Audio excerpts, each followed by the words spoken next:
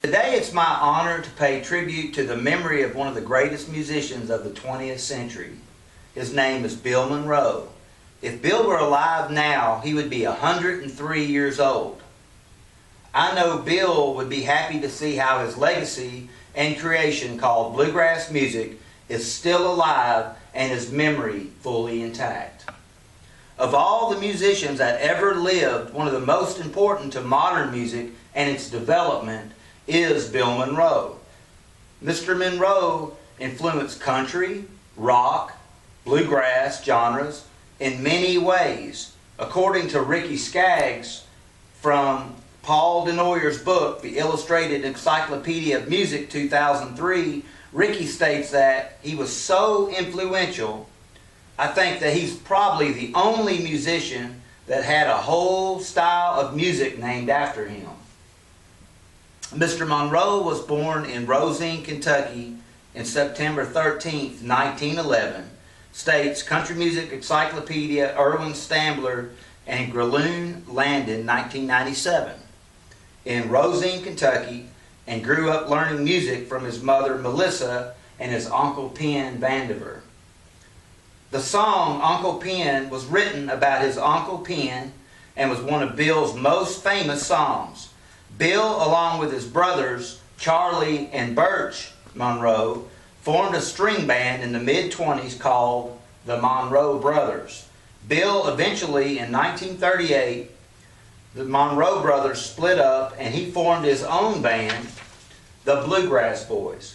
Bill had one of the most popular bands in the 40s and 50s, with most of the true innovators of bluegrass like Lester Flatt, Mac Wiseman, Kenny Baker, Carter Stanley, and Earl Scruggs, and Jimmy Martin spending time in his band. According to Erwin Stambler and Grelune Landon, the Country Music Encyclopedia in 1997, almost immediately the Bluegrass Boys become a training ground for other skilled artists.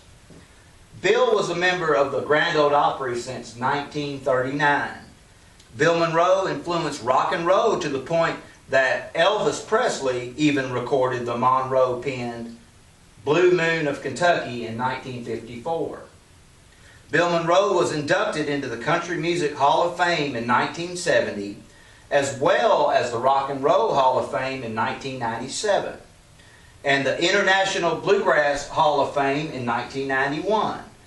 Bill Monroe, according to Bill C. Malone's book in the Encyclopedia of Southern Culture, writes that in 1988, Kentucky adopted his song he wrote, Blue Moon of Kentucky, as the official state song.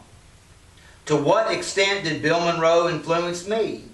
I saw and met Bill Monroe several times over the years of 1970 to 1982 at Bean Blossom, Indiana, at his own festival called Bean Blossom. I remember talking with him and having a picture made with him. I sure wish I had that picture, but I remember how nice he was. I sat on his lap and I was very young. I remember buying a 45 RPM record of my old Kentucky and You and really loving his music. Being from Kentucky and seeing and being part of the music is a beautiful memory which I cherish. Bill Monroe died of a stroke on September 9, 1996. According to Erwin Stambler and Grelune Landon, the Encyclopedia of Country Music in 1997, he continued to do up to 200 dates a year until the stroke in 1996 made him too ill to perform. His hard work over a 70-year span is remarkable, recording hundreds of songs.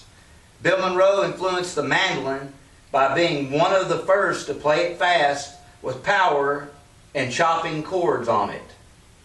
His high tenor influenced multitudes, generations of bluegrass, country, and rock musicians, and his style of bluegrass is the template of bluegrass music today. I today want to make tribute to Bill Monroe's legacy of music.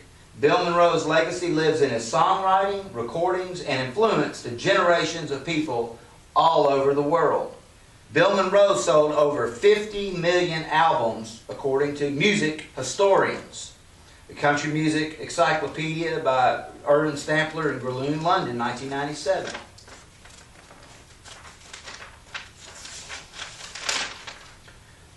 We celebrate his life and music and his achievements.